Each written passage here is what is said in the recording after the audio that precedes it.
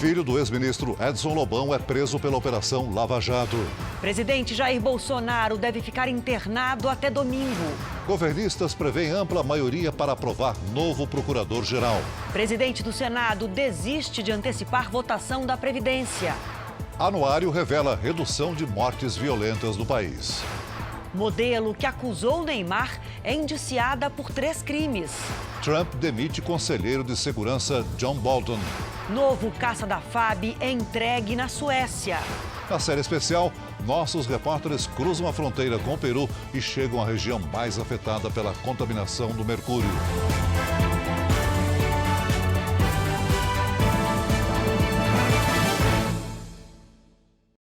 Oferecimento Bradesco. Abra sua conta MEI pelo app.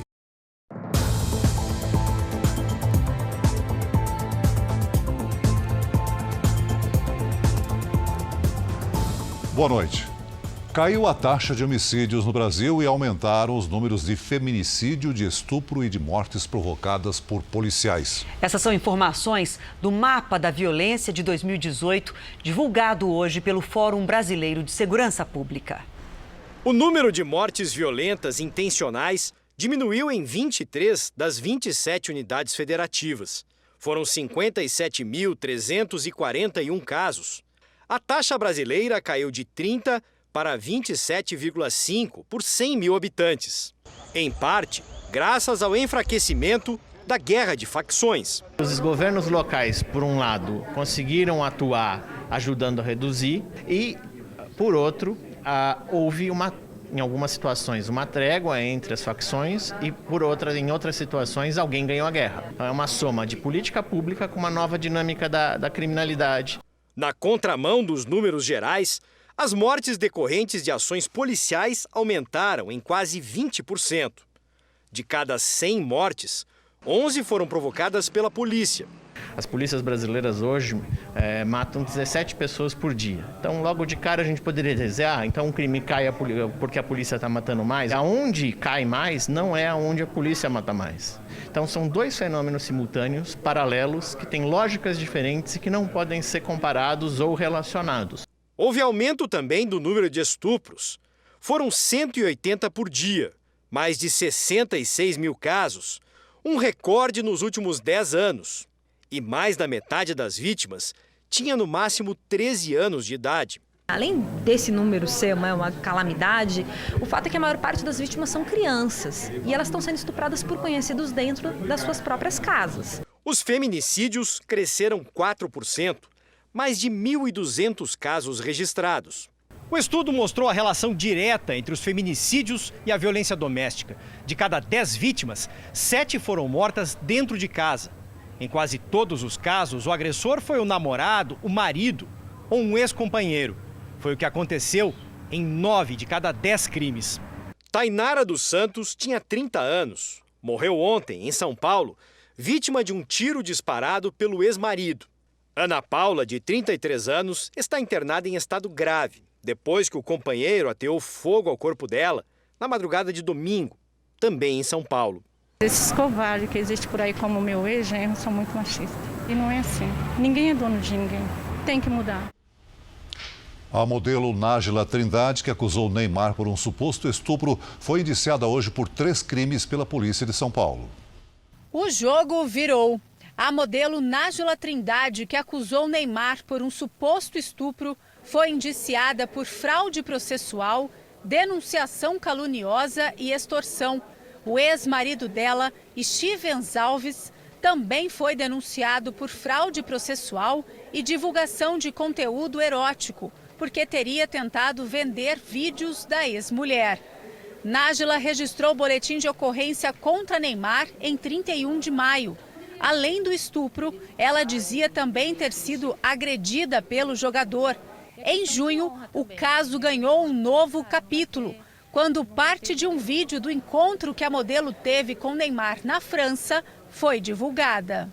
O indiciamento de Nájila acontece pouco mais de um mês de a Justiça arquivar o caso contra Neymar por falta de provas.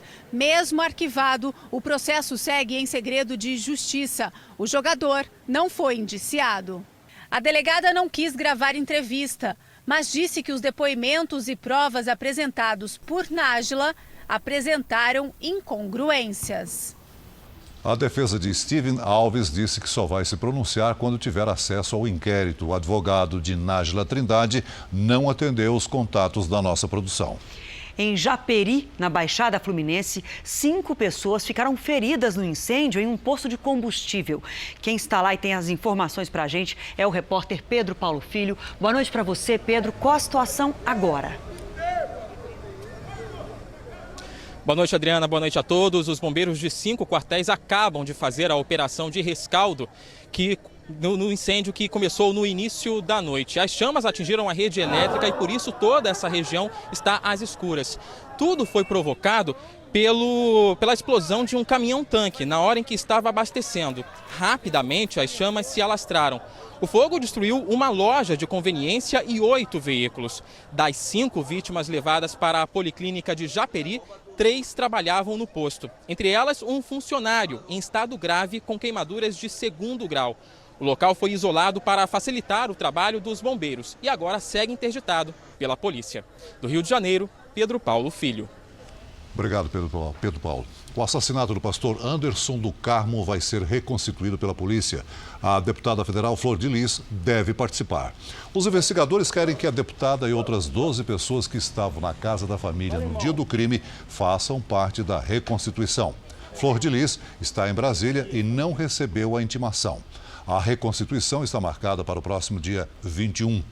Lucas César dos Santos de Souza e Flávio dos Santos Rodrigues, filhos da deputada, também devem participar. Os dois estão presos. Flávio já confessou ter atirado no marido de Flor de Lis. O irmão Lucas é suspeito de ter ajudado na compra da arma usada no crime, que aconteceu há quase 3 meses. O cunhado da apresentadora Ana Hickman foi absolvido em segunda instância agora à tarde. Gustavo Henrique Belo Correia era acusado de homicídio doloso quando há intenção de matar contra Rodrigo Augusto de Pádua. Rodrigo era fã de Ana Hickman e em maio de 2016 invadiu o hotel onde a artista estava hospedada em Belo Horizonte para tentar matá-la.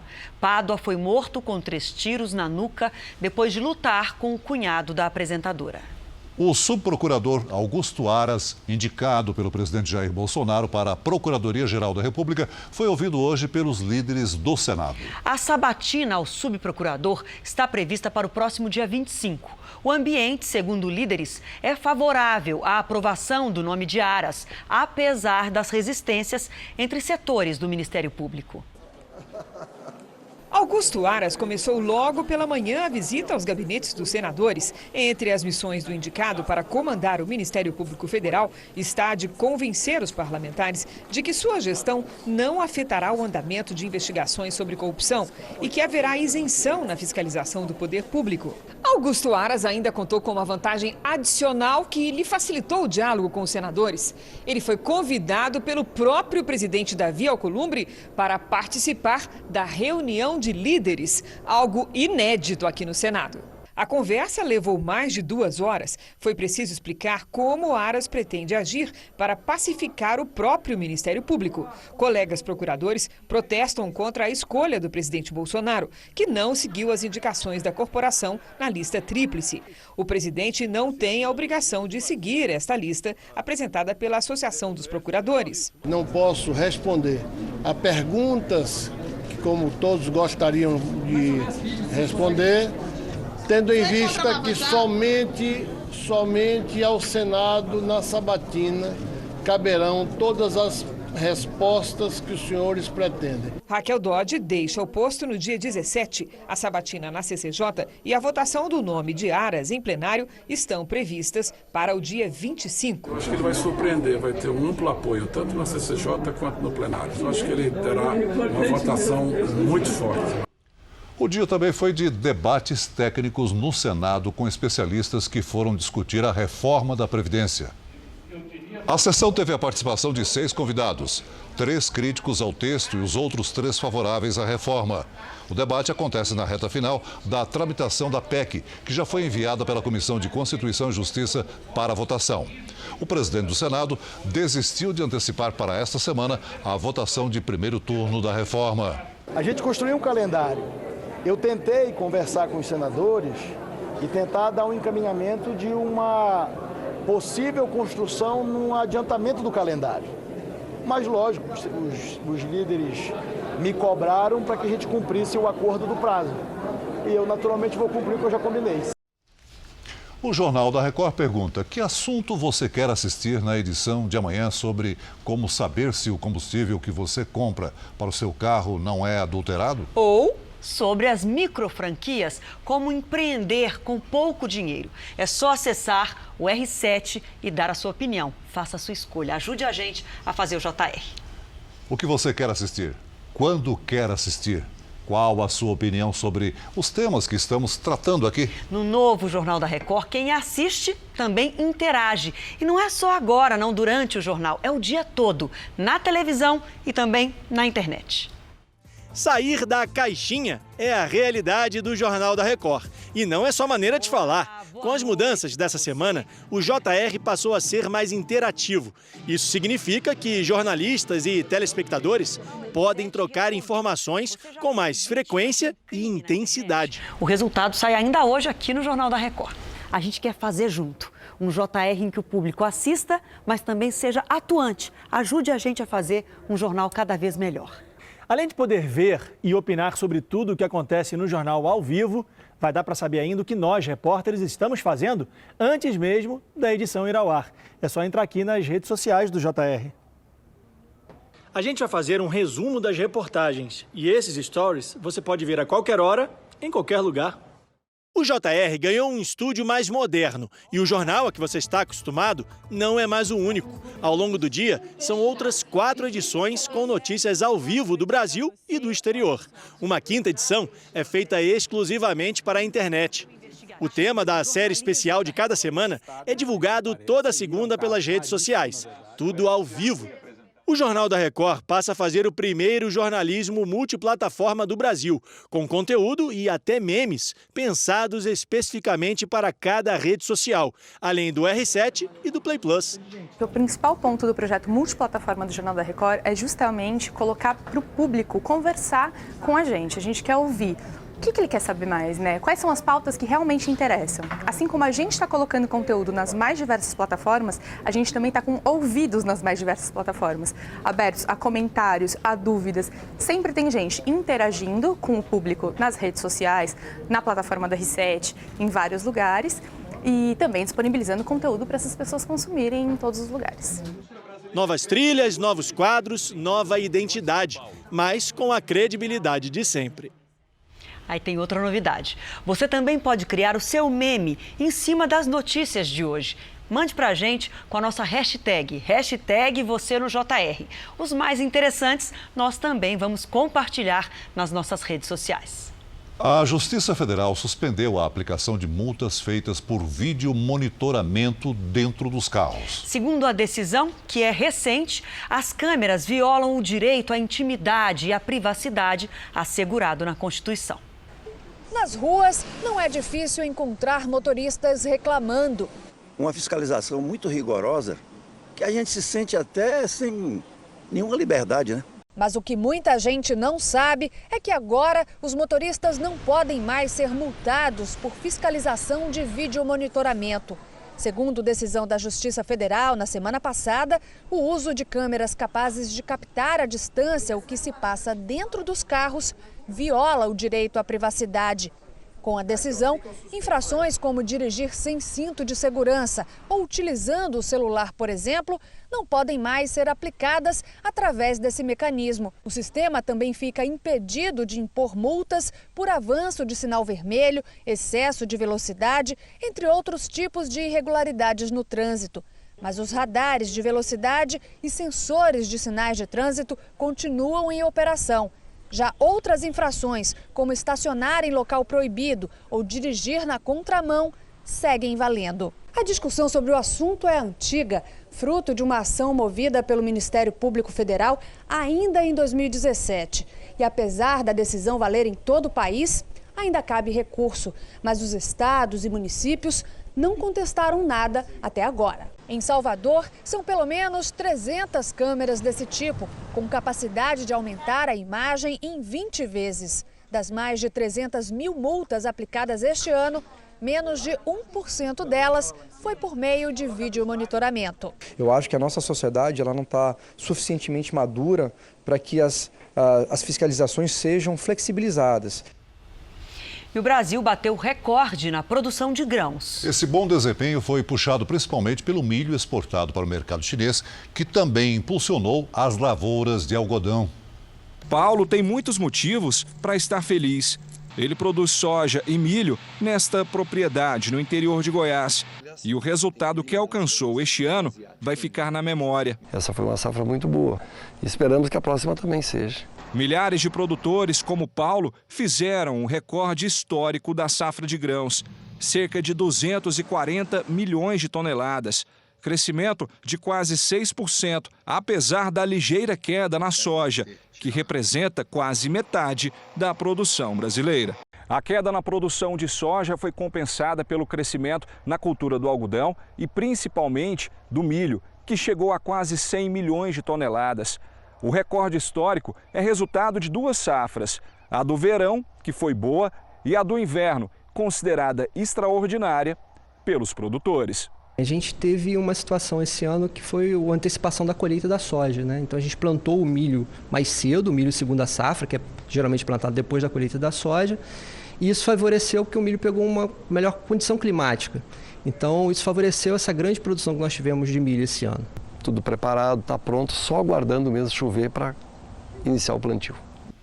O presidente Jair Bolsonaro deve ter alta no próximo final de semana. Quem tem as informações é a repórter Angélica Sattler, que fala ao vivo do hospital onde ele está internado, em São Paulo, para se recuperar da cirurgia de correção de uma hérnia. Boa noite, Angélica. Olá, boa noite, Celso. O presidente Jair Bolsonaro passou bem o dia. Bolsonaro já pode tomar banho de chuveiro e fazer caminhadas no corredor do hospital. A equipe médica divulgou apenas um boletim na parte da manhã em que diz que o presidente não apresenta febre nem dores. A dieta continua líquida. Bolsonaro usa meias de compressão para evitar trombose e também faz fisioterapia no quarto para ajudar a retomada de funções do organismo. As visitas, por enquanto, continuam restritas. Apenas a primeira-dama, Michele, e o filho, Carlos, acompanharam o presidente nesta terça-feira. De São Paulo, Angélica Sattler. Obrigada, Angélica. Agora um destaque internacional. O conselheiro de Segurança Nacional dos Estados Unidos, John Bolton, deixou hoje o cargo. Ele foi demitido pelo presidente Donald Trump depois de muitos desentendimentos entre os dois. Primeiro representante do governo Trump a visitar o presidente eleito Jair Bolsonaro, John Bolton ficou 1 ano e 5 meses no cargo. A rápida aproximação com o Brasil tinha um objetivo: derrubar o governo de Nicolás Maduro na Venezuela e empossar a oposição. Trump não gostou, queria uma solução mais rápida. Também discordou de Bolton quando um drone espião dos Estados Unidos foi derrubado no Irã em junho. Bolton queria um ataque aéreo ao país em represália. Nos bastidores, Trump teria dito: se dependesse do Bolton, estaríamos em 4 guerras. O diplomata de 70 anos é conhecido como belicista, defendeu a invasão do Iraque no governo Bush e, ao contrário de muitos, nunca se desculpou quando ficou claro que a guerra foi declarada com base na mentira de que o Iraque possuía armas de destruição em massa. Bolton também era contra a aproximação da Casa Branca com a Rússia, com a Coreia do Norte e com o presidente do Irã. A gota d'água das desavenças foram vazamentos sobre as negociações de paz secretas de Trump com os talibãs para encerrar a presença militar americana no Afeganistão. Bolton teria revelado a existência das negociações. O encontro para assinar o acordo neste fim de semana foi cancelado. E veja a seguir, caça sueco é entregue à FAB e inicia a fase de teste. Ainda nesta edição, a série especial mostra a contaminação de mercúrio na Amazônia tomada pelos garimpeiros peruanos.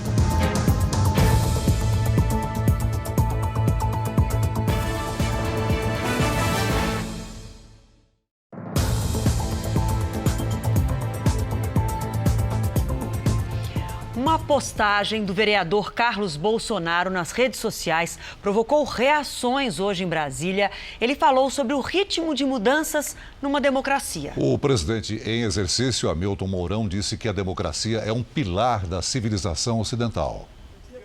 O presidente em exercício, Hamilton Mourão, participou de uma reunião com o ministro da Justiça e Segurança Pública, Sérgio Moro, e o articulador político do governo, o ministro Luiz Eduardo Ramos. No encontro, eles discutiram um projeto que prevê o uso de bens e dinheiro apreendidos e que tem origem no tráfico de drogas. A preocupação do ministro Sérgio Moro é com relação a que a gente consiga aprovar, essa pauta, esse projeto, que vai entrar, se não me engano, é hoje ou amanhã. Hamilton Mourão comentou uma postagem do vereador Carlos Bolsonaro, que escreveu: por vias democráticas, a transformação que o Brasil quer não acontecerá no ritmo que almejamos. O senhor acha que a democracia é importante, tem que ser mantida no país? Fundamental, são pilares da civilização ocidental. Vou repetir para você: pacto de gerações, democracia, capitalismo e sociedade civil forte. Sem isso, a civilização ocidental não existe. Temos que negociar com a rapaziada do outro lado ali da praça. É assim que funciona, com clareza, determinação e muita paciência. O presidente do Senado, Davi Alcolumbre, falou sobre o assunto. Eu confio na democracia, eu acredito nas instituições e é por isso que eu ocupo o meu papel tentando dar estabilidade para um país de 200 milhões de brasileiros que aguardam as nossas respostas para emprego, para mais saúde, para mais educação. O presidente da Câmara, Rodrigo Maia, foi outro que comentou a postagem. A democracia é o sistema que dá estabilidade aos países, confiança, tranquilidade para investimento de longo prazo, que é o que a gente precisa para gerar emprego. E todas as frases que vão contra a democracia liberal, elas geram danos na confiança do nosso país. Depois, Carlos Bolsonaro voltou novamente à internet para falar sobre o assunto. O vereador negou que tenha feito uma defesa da ditadura e disse que por vias democráticas as coisas não mudam rapidamente e que isso é um fato, uma justificativa aos que cobram mudanças urgentes no país. O novo caça que será usado pela Força Aérea Brasileira foi apresentado hoje na Suécia. Um voo teste foi feito após a apresentação e até o final de 2020 a aeronave chegará ao Brasil para dar continuidade ao projeto. Esse caça é o primeiro de 36 que estão programados. 15 deles serão montados no Brasil. O Gripen é uma aeronave de combate de última geração que pode ser usado em bombardeios, interceptações e ainda pode voar na velocidade do som. A vacina pentavalente, que protege bebês contra doenças como coqueluche, tétano e hepatite, está em falta em Minas Gerais. Por isso, vamos ao vivo até Belo Horizonte falar com o repórter Luiz Casoni. Boa noite para você, Luiz. Suas informações, por favor. Oi, Adriana. Boa noite para você. Boa noite a todos. Aqui na capital mineira, a falta da vacina pentavalente já é sentida em vários postos de saúde e preocupa as famílias. O Brasil importava o produto da Índia, mas 3 lotes foram reprovados pela Anvisa, a Agência Nacional de Vigilância Sanitária, e por isso a distribuição foi interrompida. A previsão é que a situação volte ao normal a partir de novembro, quando o Ministério da Saúde deve emitir um alerta convocando as crianças que estiverem com o calendário de vacinação atrasado. De Belo Horizonte, Luiz Casoni. Adriana, com você. Obrigado, Luiz. Obrigada. Ainda estamos no inverno e em algumas cidades os termômetros bateram recorde, só que de temperatura alta. A turma que é fã do calorão aproveitou para curtir o dia ao ar livre. O inverno estava ali até a semana passada. Frio, triste, até que hoje, pico de calor. 33 graus à tarde na Baixada Santista. Bastou esse solzão para o pessoal do time Verão já ficar todo animado. Agora aparece esse sol maravilhoso, então tem que aproveitar. Então hoje, não quero nem ir embora. Em Chapecó, Santa Catarina, a temperatura perto dos 30 graus trouxe animação para as meninas. Teve que guardar os casacos. Teve, né? Tirar o shortinho. No Rio de Janeiro, então, nem precisa perguntar para onde o carioca correu. As praias do litoral sul paulista ficaram bem movimentadas. Acabei até nem levando ela para a escola hoje, aproveitei o dia de folga. Esse dia lindo não tem como perder, né? Ar seco e esse calorão pedem um suquinho gelado para refrescar. Nessa barraca aqui as vendas aumentaram. Você está comemorando, hein, esse calor fora de época? Muito, meu amor, muito, porque a gente esperava um calor, mas não tão intenso. Parece o fim de semana. Em Santos, a umidade relativa do ar chegou a 36%, considerada baixa. Já era previsto desde os modelos de previsão para o inverno, né? Que setembro já seria um mês mais quente do que agosto. Mas nem todo mundo por aqui ama o calorão. O Gilberto é do time inverno. Até pega uma praia durante o dia com a neta, mas prefere uma temperatura mais amena, principalmente se for na hora de dormir. À noite a gente dorme com muito mais tranquilidade, né? Não tem necessidade de acionar o ar-condicionado, ficar numa temperatura confortável. A gente segue falando do tempo agora com a previsão, com contrastes, viu? Granizo no sul e São Paulo com recorde de calor. Vamos saber da Lidiane. Boa noite, Lidiane. Teve termômetro de rua que chegou a marcar 38 graus. Tava tão quente assim hoje? Estava quente, mas nem tanto, viu, Adriana? Boa noite para você, para todo mundo que nos acompanha. São Paulo registrou, sim, o dia mais quente do inverno, mas com 33,4 graus pela estação oficial. Agora, por que essa diferença tão grande, então, entre os termômetros? É gritante, né? Olha só o que acontece. Os termômetros de rua normalmente são de cor preta, que absorve mais radiação solar. Ficam próximos à circulação de pessoas e veículos que emitem calor também e interferem no registro da temperatura. Já as estações oficiais são instaladas em gramados a 1,5 metro de altura e bem longe das construções. Por isso, a temperatura é realmente real. Amanhã tem alerta para baixa umidade em estados do sul, sudeste e também da região centro-oeste. Aliás, tem risco de hipertermia, quando a temperatura fica 5 graus acima da média por mais de 5 dias, o que pode provocar doenças respiratórias. O dia vai começar já abafado e à tarde faz ainda mais calor, com máxima de 35 graus em Manaus e até 37 em Goiânia e Teresina. Já no Rio Grande do Sul, chance de temporais novamente, com risco de granizo em toda a parte norte do estado gaúcho. Previsão de chuva rápida em partes do norte e também ali no litoral do Nordeste. Em Porto Alegre, amanhã vamos ter temporais com máxima de 22 graus. Cuiabá entrou hoje em estado de emergência pela baixa umidade do ar. Amanhã mais um dia seco e quente, com máxima de 39. E em São Paulo, mais uma tarde calorenta. 32 graus é a máxima, Adriana. Até amanhã, obrigada. Até amanhã. Uma operação da Polícia Federal desmontou 5 grupos especializados na entrada e venda ilegal de dólares na fronteira do Brasil com o Uruguai e a Argentina. O esquema pode ter trazido ao Brasil um valor em dólares equivalente a 120 milhões de reais. O dinheiro entrava no Brasil escondido dentro dos carros. Aqui, a quadrilha especializada em câmbio ilegal usou o painel do veículo como um compartimento secreto. Na operação de hoje, foram apreendidos o equivalente a 390 mil reais em notas de real, euro e dólar. A Polícia Federal cumpriu mandados de prisão em São Paulo e nas cidades gaúchas de Passo Fundo, Uruguaiana, na fronteira com a Argentina, e Santana do Livramento, na fronteira com o Uruguai. A polícia acredita que os 5 grupos agiam de forma conjunta desde 2017. Durante este período, eles trouxeram para o Brasil de forma ilegal o equivalente a 120 milhões de reais. O destino da moeda estrangeira era São Paulo, onde o dinheiro era trocado por reais, abastecendo os doleiros da cidade. 13 pessoas envolvidas no esquema devem ser indiciadas. Eles praticam um crime contra o sistema financeiro nacional, que é fazer operar a instituição financeira sem autorização do Banco Central. Informação de saúde importante: médicos americanos pedem que os fumantes deixem de usar os cigarros eletrônicos. Por isso, vamos ao vivo até Nova York falar com a nossa correspondente, Heloísa Vilela. Boa noite para você, Heloísa. Quantas pessoas já morreram por causa desses cigarros eletrônicos? Boa noite. Olha, até agora já foram 6 mortes e a última delas aconteceu no estado do Kansas. E as autoridades já confirmaram que o paciente fumava cigarros eletrônicos. O governo está investigando todas essas mortes para saber se uma marca específica do produto ou se algum dos sabores em particular tem relação com os casos, mas desconfia que produtos adulterados podem estar por trás do problema.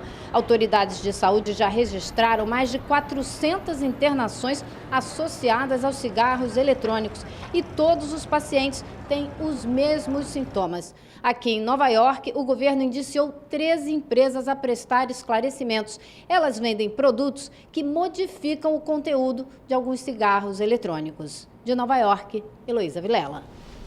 Obrigado, Heloísa. O governo de Israel anunciou que, se o primeiro-ministro Benjamin Netanyahu for reeleito, vai anexar a parte da Cisjordânia ocupada pelos palestinos ao território israelense. O primeiro-ministro Benjamin Netanyahu disse que o plano tem apoio do governo americano e deve assegurar a soberania do Estado judeu. As regiões anexadas seriam o Vale do Jordão e a parte norte do Mar Morto, onde vivem cerca de 65 mil palestinos e 11 mil israelenses. Horas depois, em um comício, Netanyahu foi retirado por seguranças quando soaram sirenes de alerta a ataques de foguetes.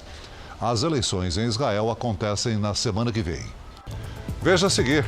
Homem suspeito de pedofilia é agredido por seguranças do metrô em São Paulo. E na série especial de hoje, nossos repórteres entram nos perigosos garimpos da Amazônia peruana e mostram a contaminação pelo mercúrio.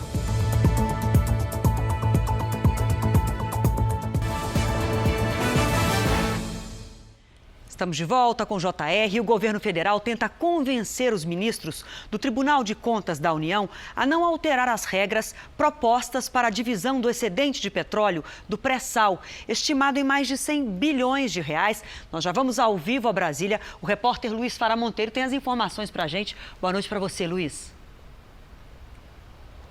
Boa noite, Adriana. Boa noite a você que acompanha o Jornal da Record. O governo agiu em duas frentes. Os ministros Paulo Guedes da Economia e Bento Albuquerque de Minas e Energia se dividiram em dois grupos para visitarem 8 dos 9 ministros do Tribunal de Contas da União. As reuniões de hoje foram uma tentativa de sensibilizar os ministros do TCU a não pedirem mais tempo para análise, nem alterar o edital da sessão onerosa lançado na última semana. A sessão onerosa é o valor que a União prevê arrecadar com o excedente do pré-sal, estimado em 106 bilhões de reais. Desse total, 36 bi iriam para a Petrobras e o restante dividido entre a União, estados e municípios. O leilão está marcado para novembro e um eventual adiamento atrapalharia e muito os planos do governo, que já reclama de pouco dinheiro para cobrir gastos e fazer investimentos. O ministro Paulo Guedes não gravou entrevista e o TCU não se manifestou. De Brasília, Luiz Fara Monteiro. Obrigado, Luiz Fara. O filho do ex-ministro Edson Lobão foi preso hoje em mais uma fase da Operação Lava Jato. Segundo as investigações, Márcio Lobão cobrava propina e lavava o dinheiro usando obras de artes e imóveis. Márcio Lobão chegou à sede da Polícia Federal em Curitiba no fim da tarde. Ele foi preso de manhã em casa, no Rio de Janeiro. Ele e o pai, o ex-ministro Edson Lobão, teriam recebido 50 milhões de reais dos grupos Odebrecht e Estre em contratos da Transpetro e nas obras da usina de Belo Monte, no Pará. Segundo os procuradores, pai e filho tinham papéis bem definidos no esquema. Edson usava a influência política para beneficiar as empresas e Márcio arrecadava a propina. A mulher de Márcio também teria participado do esquema. O escritório de advocacia dela teria sido usado para receber os subornos. De acordo com a polícia, os suspeitos lavavam dinheiro com obras de arte. Quadros foram comprados e depois revendidos por um preço bem maior, simulando valorização. Eles também teriam usado simulações de financiamento e compra e vendas de imóveis. Diversas provas, não só de corrupção, mas especialmente de lavagem de dinheiro por diversas de suas formas. A investigação, que hoje é deflagrada, é uma aula de lavagem de dinheiro. Segundo a Força-Tarefa da Lava Jato, a prisão de Márcio foi pedida porque o esquema de lavagem de dinheiro continuava até agora. Os investigadores descobriram indícios de que contas secretas na Suíça foram movimentadas há poucos meses. Cerca de 1.700.000 reais teriam sido sacados dessas contas em abril deste ano e sumiram. A juíza Gabriela Hart justificou a prisão, dizendo que Márcio Lobão foi ousado e fez transações internacionais, mesmo depois de ser alvo da própria Lava Jato. O Jornal da Record vai falar agora sobre uma reclamação recorrente da atuação de seguranças em São Paulo, que desta vez foi gravada. Em vez de ser levado à polícia, um rapaz que se envolveu numa confusão com mãe e filha dentro do metrô foi parar numa espécie de sala da tortura. Acusado de ter agido como pedófilo, ele gravou as agressões dos seguranças com um celular. O vídeo gravado pela própria vítima mostra o momento em que o motorista de 36 anos é rodeado pelos seguranças do metrô. Você quer ir para a delegacia? Não, baixa a bola. Você está todo errado. Você tem razão. Se ela quiser ir para a delegacia, você vai algemar. Você pode ter. Isso é crime. Você está errado. Você tem prova? Eu tenho uma testemunha. Você quer mais?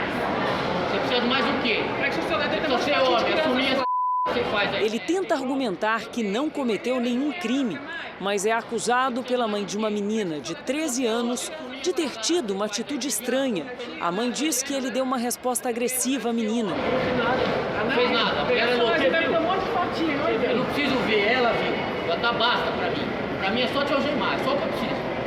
A confusão aconteceu no último sábado, na Estação da Luz, em São Paulo, quando o motorista voltava para casa depois de visitar uma amiga no hospital. Nesta entrevista exclusiva, o motorista conta sua versão do que aconteceu. Eu estava andando e naquele fluxo, um monte de gente andando no mesmo sentido, tinha uma menina assim, ela começou a me encarar. Aí eu peguei do nada e falei assim, você está olhando o quê? Você quer bater uma foto minha? Você tá machucando meu braço. Tá machucando meu braço. A abordagem aconteceu perto de uma das plataformas da estação, mas o motorista foi obrigado a acompanhar os seguranças até uma pequena sala, como essa, que deveria ser usada para atendimento de primeiros socorros.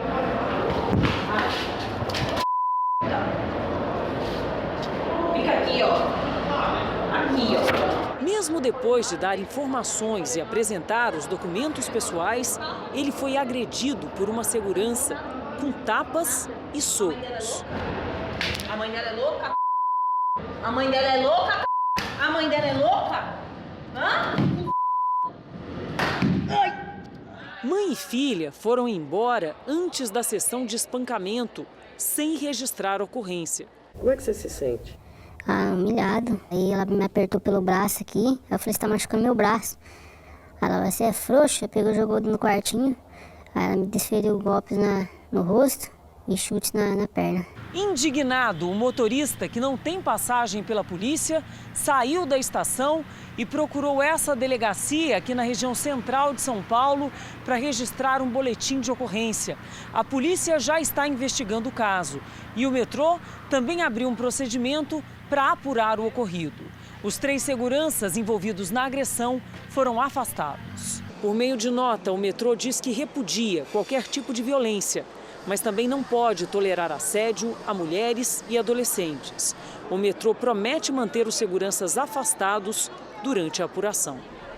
Procurada pela nossa reportagem, a mãe da adolescente não quis gravar a entrevista. Os seguranças envolvidos no episódio fizeram um boletim de ocorrência em que negam ter cometido agressões durante o episódio.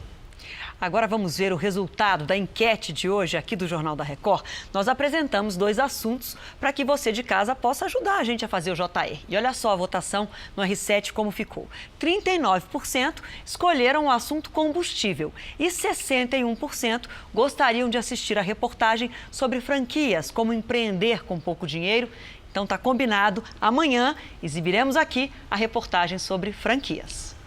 No Rio de Janeiro foi realizado hoje o leilão de mais de 270 blocos de petróleo de 3 regiões de exploração marítima e terrestre. Foi uma rodada inédita para o mercado de exploração de gás natural e petróleo no país. Áreas devolvidas para a Agência Nacional do Petróleo, ANP, ou não arrematadas em outros leilões estavam à venda. Ao todo, 273 blocos de exploração foram oferecidos em áreas nas bacias de Campos e Sergipe-Alagoas e também nas bacias de Parnaíba, Potiguar, Recôncavo e Espírito Santo. Gigantes brasileiras e americanas do setor arremataram 33 blocos. A previsão de investimento passa dos 300 milhões de reais. Foi o primeiro leilão de petróleo e gás que não teve a participação da Petrobras. Nesse novo modelo de licitação, quem decide comprar tem prazo maior para analisar o potencial de cada área. O mapeamento desses locais para a exploração de petróleo e gás no país ficará à disposição do mercado. É a chamada oferta permanente. Agora são as empresas que escolhem o momento de investir. E algo extremamente simbólico, né, no momento que a gente está fazendo a substituição do monopólio no Brasil por uma indústria, e esse esforço agora é complementado com a atração de empresas menores e de médio porte que vão passar a explorar também em terra no Brasil. Até o fim do ano estão previstas mais 3 rodadas para a venda de áreas. Essa especialista diz que a nova aposta da ANP pode desenvolver regiões como nos estados do Nordeste, que tiveram os principais blocos vendidos. A gente tem como resultado um mercado transformador. Você ativa toda a economia daquela região e faz a inserção de empregos, a geração de postos de trabalho. No episódio de hoje sobre a série especial do Jornal da Record, nós vamos até o Peru. A contaminação por mercúrio no país vizinho é muito mais grave do que no Brasil. Lá, o governo decretou situação de emergência em regiões garimpeiras. 12 tipos de peixes não são recomendados para o consumo. Os repórteres Luiz Carlos Azenha e Lumes Única estiveram em um dos garimpos mais perigosos do mundo, uma terra arrasada no meio da Amazônia peruana.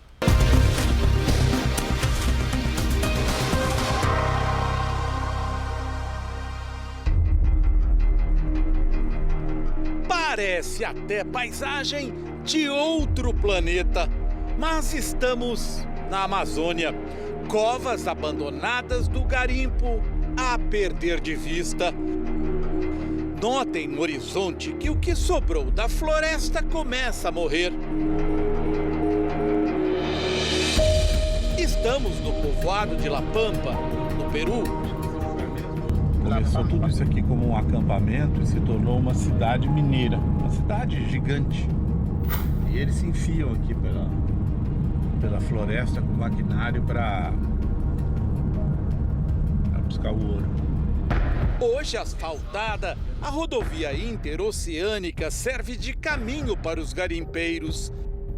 Nós estávamos bem aqui, mas imagens de satélite mostram que a mancha do garimpo é muito maior do que os olhos ou as câmeras conseguem registrar.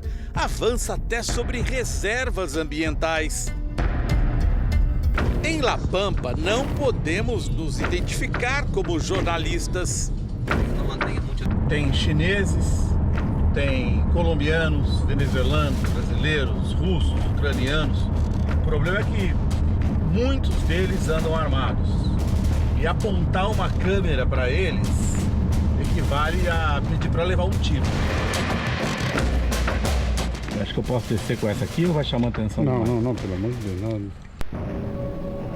Com uma câmera escondida, o repórter Lumes Única entra em um dos garimpos como se fosse um turista.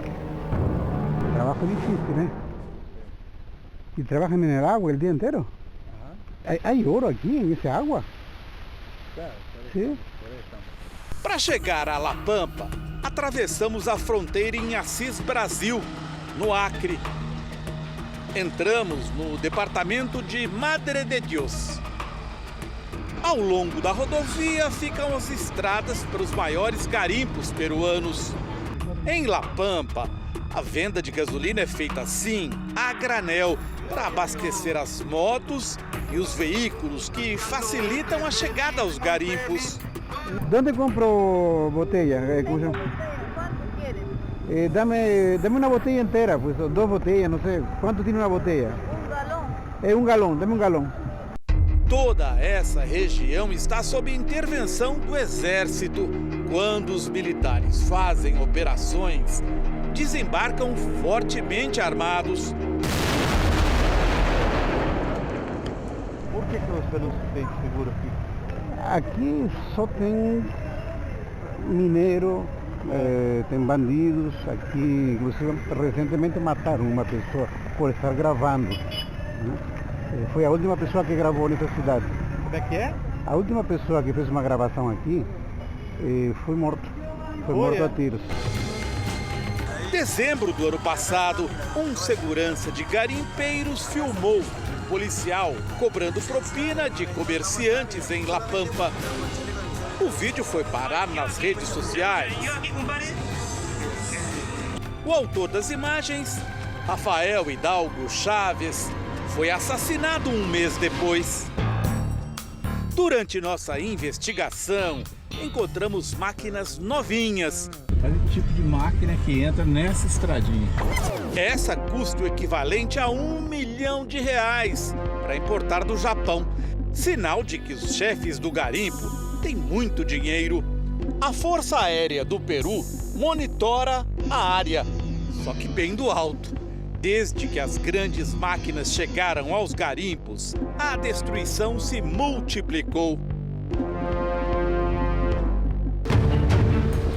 Navegamos pelo rio Inhambari, na região de Mazuco. Estamos no ponto de passagem de combustível. Dezenas de caminhões de gasolina esperam para descarregar. Um deles está estacionado bem diante da base da Polícia do Meio Ambiente. No vai e vem dos exploradores, os caminhões de garimpeiros vencem o rio equilibrados em 4 balsas de madeira. O piloto estava contando para a gente que esses 4 botes trabalhando unidos podem levar até 50 toneladas. 200 mil litros de gasolina atravessam o rio Inhambari neste ponto todos os dias. Calculamos que é combustível para 1.000 máquinas, entre escavadoras e bombas como esta, que trabalham o dia todo para lavar a terra. O garimpo na beira dos rios é proibido no Peru, mas estes homens trabalham sem preocupação. São os chamados xixiqueiros, que não usam grandes máquinas para remover o solo. Uma semana de trabalho, 8 horas por dia, só aí é que eles vão bater o carpete e descobrir se ganharam alguma coisa. Então é muito trabalho e a esperança, né? Que é o que movimenta a vida deles. Os sinais do mercúrio, também chamado de azougue, ficam na margem do rio. Quando o metal pesado vai para o fundo das águas, pode se transformar numa substância venenosa, o metilmercúrio, que contamina peixes.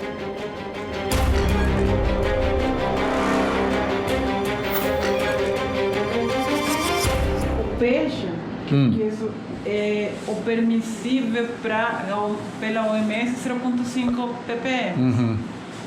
Mas isso depende muito de quanto você come. Porque mesmo que seja níveis baixos, mas se você come todos os dias e toda hora, isso vai ser um nível alto. Sim. Se você vai se expor. A doutora Cláudia trabalha no Centro de Inovação Científica Amazônica. Ela nos mostra um envelope. Dentro estão fragmentos de cabelo que foram testados. Entre as pessoas pesquisadas em Madre de Dios, mais de 70% tinham concentração de mercúrio no cabelo 3 vezes acima do valor de referência. No caso dos indígenas, chegou a 8 vezes. E o que isso demonstrou nos indígenas, por exemplo? Que a exposição por mercúrio era maior na época de seca, que quando eles pescam. E na época de chuva, eles caçam mais e comem menos peixes. Em Puerto Maldonado, a maior cidade da região, fomos atrás do chamado azougue. No Brasil, a gente teve muita dificuldade, várias tentativas que não deram certo. Aqui no Peru, foi na primeira tentativa. Medio kilo de azougue. ¿Ah? Vale, tiene que vender medio kilo de azougue. Sí. ¿Usted tiene o no? Yo sí tengo. Esa botella aguanta. Sí. Porque el mercurio, tú sabes que dependiendo de la botella... No, ya pasó la prueba ya. Ya. Sí, está comprobado. Yo me voy hasta Brasil, ¿eh? Aguanta. Sí, aguanta. Olha aqui. Famoso mercúrio está escrito aqui, Lomir? Mercúrio. El Espanhol. Gente, pesa muito. Meio quilo isso? Meio quilo. Meio quilo é muito pesado. E custou quanto? 100 dólares? 100 dólares, redondo. 100 dólares. Foi, vocês podem ver aqui. As autoridades de Madre de Dios calculam que desde 1990, 650 toneladas de mercúrio foram jogadas por garimpeiros nas águas peruanas.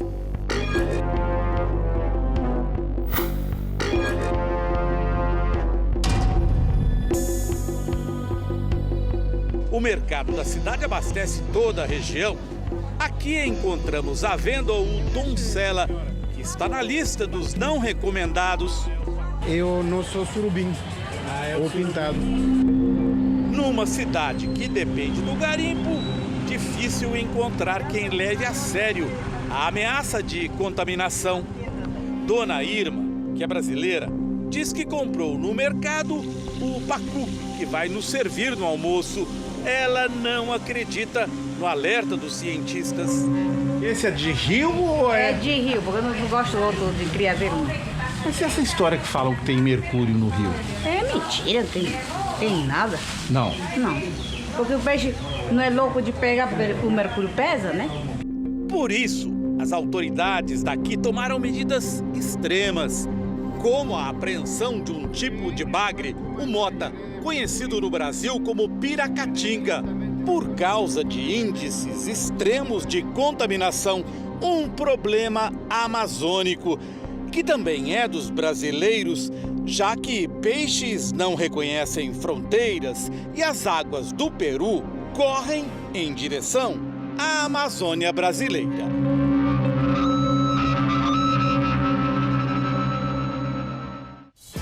O Jornal da Record termina aqui. Você pode assistir a edição de hoje na íntegra no Play Plus. Fique agora com Cine Record Especial. A gente volta a se encontrar amanhã aqui no JR. Até lá. Boa noite e até amanhã.